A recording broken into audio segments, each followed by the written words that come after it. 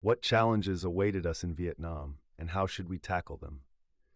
These were the pressing questions on the minds of most 5th Battalion members, Royal Australian Regiment, in early 1966. The battalion was formed for service in Vietnam on March 1965 at Holsworthy, south of Sydney. The official word about our mission didn't come until January 1966, with our deployment location revealed in March. However, whispers had been circulating since August 1965, from quiet yet credible sources within the Army, hinting that we were bound for Vietnam. The government intended to send a 2-battalion task force to support the Americans. We all understood, through various channels, that we needed to be ready for action by early 1966. As new members joined throughout 1965, by the start of 1966, we were clearly in the final stages of our training, anticipating arrival in Vietnam by May. What were we stepping into? How did we feel about it? No one in 5RAR thought our involvement would be a brief commitment, wrapped up in just 2 or 3 years for Australia. We were about to enter a prolonged conflict between communist and anti-communist forces in Vietnam, a struggle that naturally unfolded from the French defeat in Indochina in 1954. This conflict had its roots long before 1954, when the Viet Minh delivered a significant blow to the French at Dien Bien Phu. Nationalists, including communists, had been resisting French rule since the 1920s and 30s, while the outside world looked on, later getting caught up in World War II. For a short time after that war, some younger Americans in the U.S. State Department viewed the Viet Minh favorably, seeing them as the nationalist communist force ready to govern their country post-Japanese occupation. But things took a different turn. The major powers became entangled in the Cold War, where it became natural for Americans to oppose all communist movements globally, despite the varying causes and effects of regional security issues they encountered. By 1964, some, especially those in power in Washington and Canberra, perceived the balance of power in East and Southeast Asia as teetering toward crisis. This threat was captured by the domino theory. If Vietnam fell to communism, Laos and Cambodia would likely follow suit. The threats to the anti-communist government in Thailand would escalate and split, reaching Malaya, Singapore, and Indonesia. Soon, communists would be knocking on Australia's door. History has revealed various flaws in this theory, but it was the dominant belief in 1964-65. The Americans' bold entry into the Vietnam War with their forces reinforced the official commitment to this view. As soldiers, we recognized our government firmly believed this, so we took our final phase of combat preparation very seriously. From where we stood, the Vietnam War was centered on counterinsurgency. Many senior members of our battalion, both in rank and experience, had previously been involved in managing the Malayan emergency and combating Indonesian confrontations in Malaysia's Borneo. They understood that success in counterinsurgency hinged on winning the hearts and minds of the civilian populace, whether in bustling cities or rural areas. While there was a crucial military aspect to the war, lacking the support of local people meant that any military victories would not lead to lasting success. In Malaya, our primary allies, the British, grasped this fact well and achieved their goals. In Vietnam, we could only hope our main allies there shared this vital understanding. We remained hopeful that the Americans would embrace a hearts and minds strategy. After all, it was their phrase, and that success would follow. It might take time, but we believed it would come. At least that's what we thought in early 1966. The challenge. Amidst this strategic purpose, the battalion embarked on a rigorous training program to acquire skills and apply them in tactical exercises at distant locations. In the 4 months leading up to our deployment to Vietnam, we dedicated about 7 weeks to challenging exercises, including a couple of weeks at the Army's demanding Jungle Training Center in Canungra, Queensland. Additionally, we spent 2 weeks at Gospers Mountain training area, characterized by rugged sandstone terrain, much like the Blue Mountains. However, the trees were sparse and the weather turned chilly. We soon found ourselves engaged in what we humorously dubbed jungle exercises in the snow. By late April, we were all fit, lean, and eager to fulfill our duties. 5RR consisted of both regular soldiers and national servicemen, roughly in equal numbers. National servicemen served in the Army for 2 years, which allowed for 1 year of training followed by a year of active duty. Even though the average age of the national servicemen in the battalion was about 21, older than many of the regular infantrymen, the two groups integrated seamlessly. The national servicemen performed on par with the regulars of comparable experience. While some national servicemen expressed that they would rather not be in the Army at that point in their lives, they accepted military service as a rightful duty, helping us avoid many of the issues that undermined authority in the U.S. Army during the Vietnam War. An infantry battalion isn't just a military unit, it also connects many families. When soldiers are on active duty overseas, they think about their families and loved ones frequently. Therefore, the harmony and confidence of the battalion depend greatly on family members at home staying in touch and supporting one another when needed.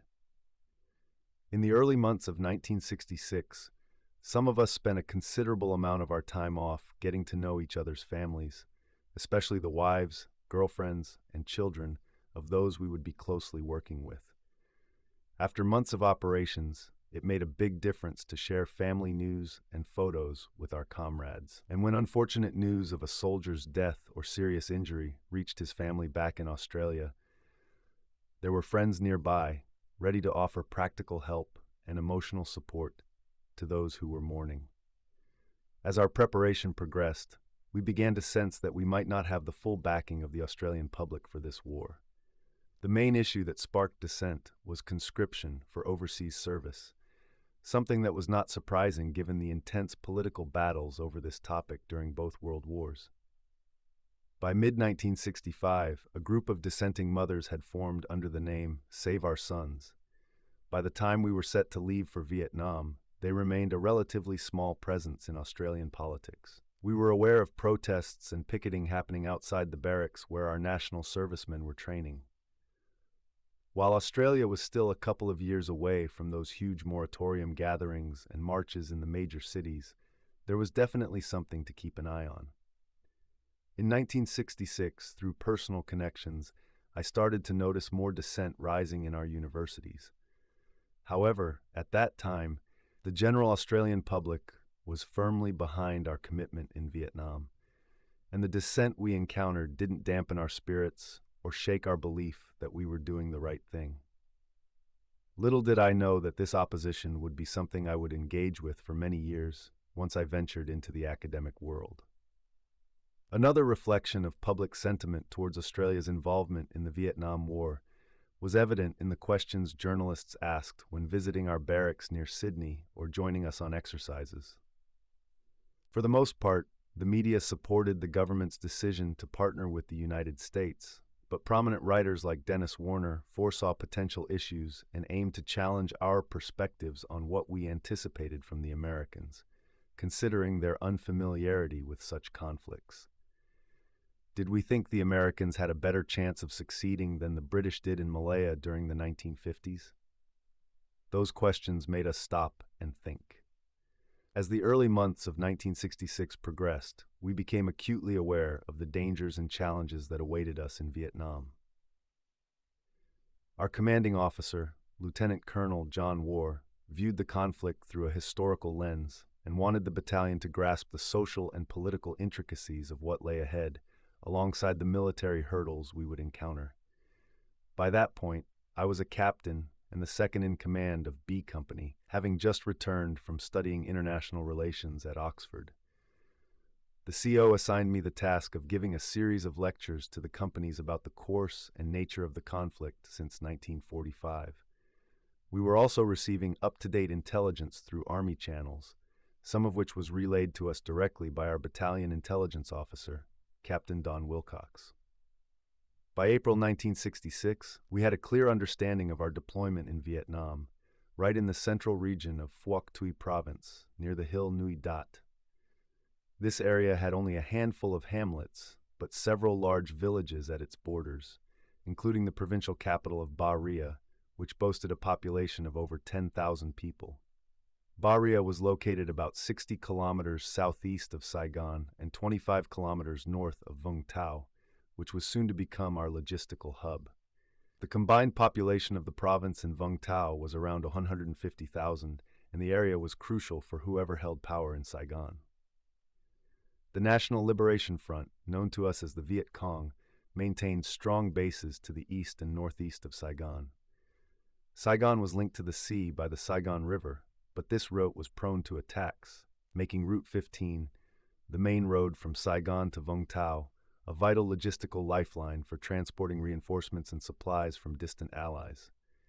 Ensuring safe passage along Route 15 for American troops and their supplies was the primary mission for the Australian battalions arriving in the Nui Dat area. The economy of Phuoc Tuy revolved around peasant farming, market gardening, rubber plantations, timber, charcoal production, and fishing. Some of the products from Phuoc Tuy found its way into the markets of Saigon and Vung Tau. The road infrastructure was poor, making it difficult to transport goods and people. Route 15 leading to Saigon had a paved surface with 2 lanes, but most of the other roads we encountered were gravel, often single lane, with occasional passing spots. Due to the weather, numerous streams and rivers cut through the road network, resulting in many small bridges that the Viet Cong could easily target, further endangering the livelihoods of the local population. Certain roads were also ideal for establishing temporary Viet Cong tax collection points. In some villages, the Viet Cong exerted direct control by demanding a significant portion of agricultural produce or conscripting young men to serve as soldiers or porters in their extensive supply network. To secure ourselves and our bases against the military threat from the Viet Cong, it was crucial to gather intelligence about our opposition. In early 1966, we wanted to know what they had been doing lately. We discovered that our 2-battalion task force would face a division made up of 2 regiments of what we called Main Force Viet Cong. These regiments, 274 and 275, each comprised 3 battalions and had developed over the past 2 years from smaller village-based guerrilla units into full-sized regiments of 2,000 or more men who served full-time. A significant factor in this growth was the increasing supply of equipment, such as machine guns, mortars, artillery, and radios coming from the north. Although it took time for the main supply routes, the Ho Chi Minh Trail and a coastal route through Phuoc Tuy, to become effective, by 1966, we had to take the Viet Cong's military strength in the southeastern sector of South Vietnam seriously, especially with 2 Australian infantry battalions and their supporting arms involved.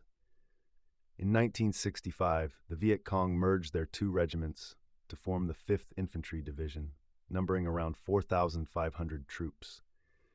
By the time we arrived in Phuoc Tuy, they could deliver a significant blow, and we had to consider that fact during the early months of our operations. We recognized that establishing secure defenses around Nui Dat would take time, and until we did, we would remain vulnerable to probing attacks.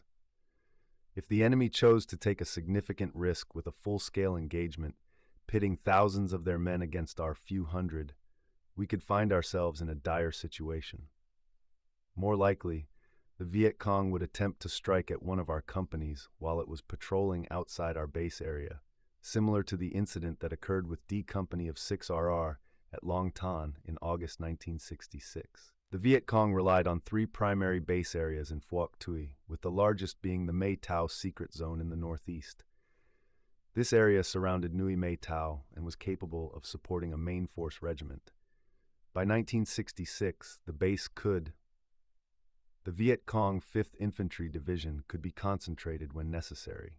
Their jungle bases were quite different from those of their adversaries. They were less detectable from the air and constructed with readily available jungle materials.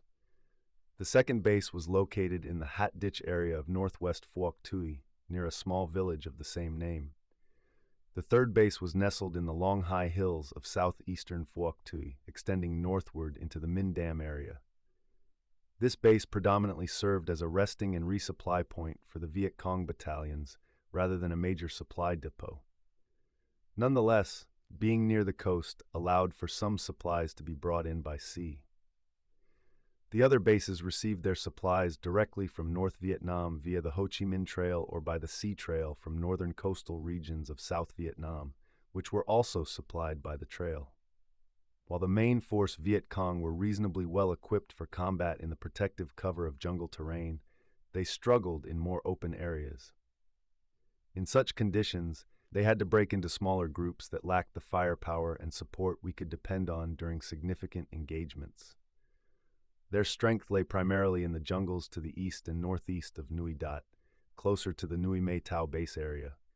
However, as the Battle of Long Tan demonstrated, even in this relatively advantageous position, the 275 Regiment faced heavy losses, attempting to overpower a single company from 6 RR. The firepower from supporting artillery, air support, and armored personnel carriers from other task force elements made a significant difference. We learned from the operations carried out by the U.S. 173 Airborne Brigade, including 1 RR, earlier in 1966, that the main force Viet Cong soldiers were both brave and skilled combatants. Their marksmanship with rifles and machine guns was commendable, and they often had mortar support at their disposal. They bolstered their defenses with numerous minefields and booby traps, frequently using ammunition sourced from South Vietnamese supplies. They were further reinforced by their locally recruited and supplied platoons and companies.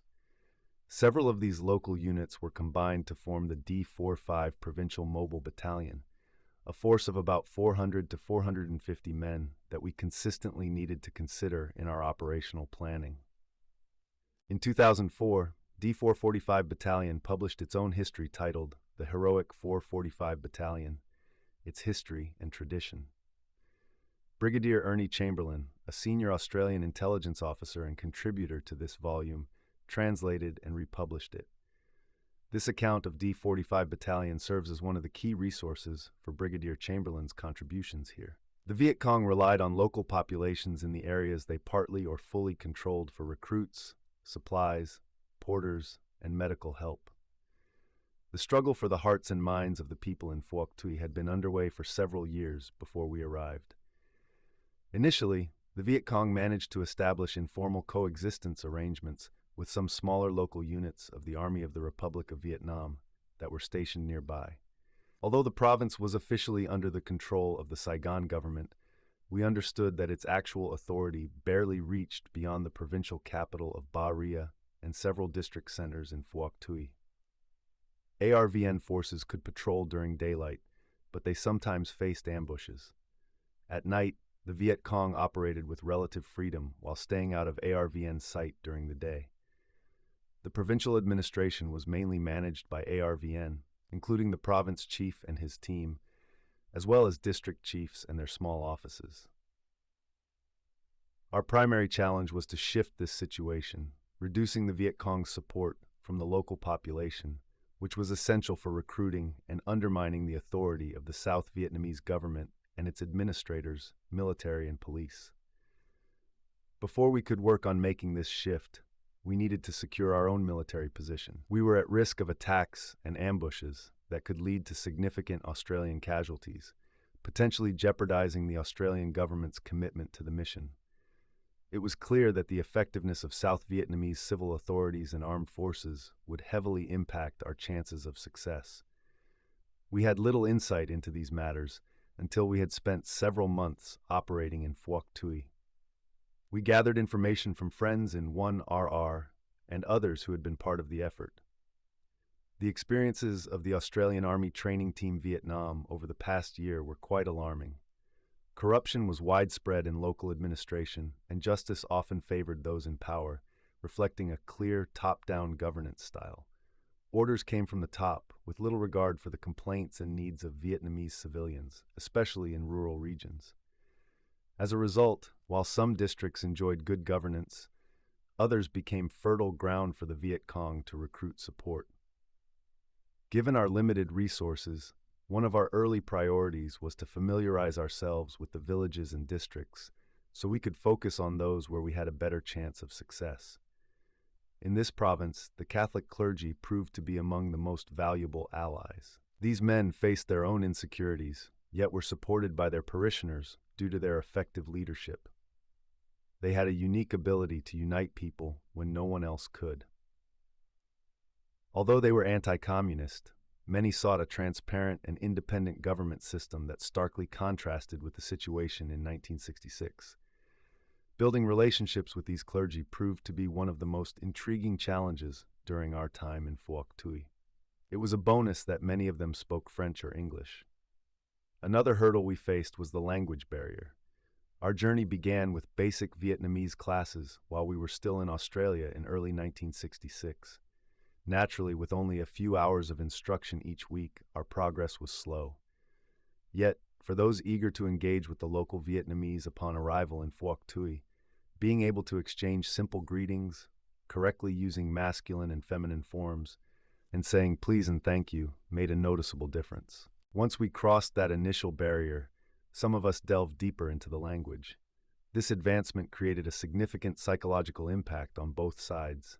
Initially, it was quite normal for local people to feel intimidated by us, which often resulted in their reluctance to engage, to help in significant ways, but overcoming the language barrier allowed them to view us in a new perspective, making our relationships much more fruitful for everyone involved. 1. The challenge. When we embarked for Vietnam in April and May of 1966, some traveled via the Grey Funnel Line, specifically the former aircraft carrier HMAS Sydney, while others flew on a Qantas jet. By then, the challenge loomed large and menacing for many of us and our loved ones. We shared those final, heartfelt embraces that departing soldiers and their families have exchanged for centuries. Then, left alone with our thoughts, we started to confront the reality that a year feels like a long time in warfare, and we had no idea what fate awaited us, both as individuals and as a battalion. We felt a level of confidence born from our training and our belief in one another's strengths and abilities. Yet, there was no way to predict who might fall victim to a well-aimed enemy shot, or who could be caught in an explosive trap we hadn't noticed. Additionally, there were other less obvious hazards of serving in Southeast Asia, such as insect-borne illnesses and exposure to Agent Orange. We weren't aware of post-traumatic stress disorder back then, but it would later come to affect some of us. Thankfully, just as we began to grapple with the imagined dangers and challenges ahead, we arrived in Vietnam. We were quickly swept up in the necessity of settling into the most basic of living conditions, tents on a sandhill near Vung Tau. It was here that we met one of our key supporting units for the months to come, the U.S. Army 68 Assault Helicopter Company, our helicopter transport. They welcomed us warmly, with their liaison officer, Lieutenant Charles Brennan, stating, "You are not here just as advisors. You are here to make a difference in the situation." As we spent hours climbing into and out of the ever-present Iroquois helicopters, better known as Hueys, we felt ourselves entering a new realm. Our recent worries began to dissipate as we concentrated on the immediate challenges looming ahead. Operation Hardihood was on the brink of commencing.